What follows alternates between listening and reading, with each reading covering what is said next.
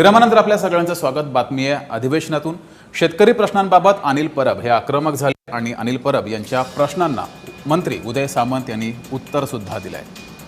अनिल परब हे शेतकरी प्रश्नांसंदर्भात आक्रमक झाले। त्यांनी अनेक प्रश्न अनेक सवाल हे उपस्थित केले। त्यांच्या अनेक प्रश्नांना उदय सामंत यांनी उत्तर दिलंय।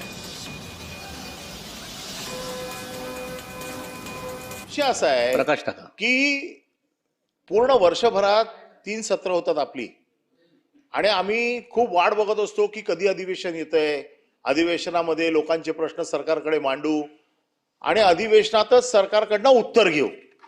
आता असं झालंय की सरकारकडे तुमचे काय प्रश्न असतील तर तुम्ही या, आपण एक बैठक घेऊ। अरे मग ती बैठक तर कधी घेता येईल, त्याच्यासाठी अधिवेशन कशाला पाहिजे? अधिवेशनात ज्या वेळेला लक्षवेधी मांडली जाते त्यावेळेला आमची अशी अपेक्षा असते की या प्रश्नाचं उत्तर अधिवेशनाच्या या प्लॅटफॉर्मवरती इथे आम्हाला मिळावं आणि हा प्रश्न सोडावा। सरकार गोंधळलंय, यांचंच कळत नाहीये की कोणाचा पायपोस कोणाच्यात आहे। पणन म्हणतं माझं नाहीये, नगरविकास म्हणतं माझं नाहीये, आता जिकडे पाहिजे तिकडे हे फक्त माझंच आहे। आता गिरीश भाऊ यांना त्या कुंभमेळ्यात घुसायलाच देत नाहीयेत कोणाला, हे एक मोठं दुःख आहे अजून त्याचं। आता तुमच्या या सगळ्या भांगडीमध्ये भुजबळांसारखा बिचारा एखादा अगदी जीव तोडून लक्षवेधी मांडतोय, त्याला खेळवतायत ते लोक।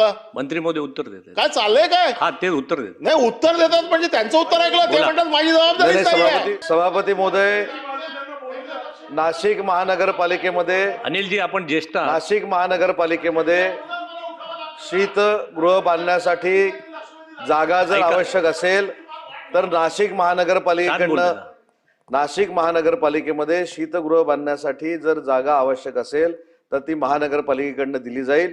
त्याच्यावर निधी उपलब्ध पणन विभागानं करून द्यावा आणि शीतगृह उभा राहावं।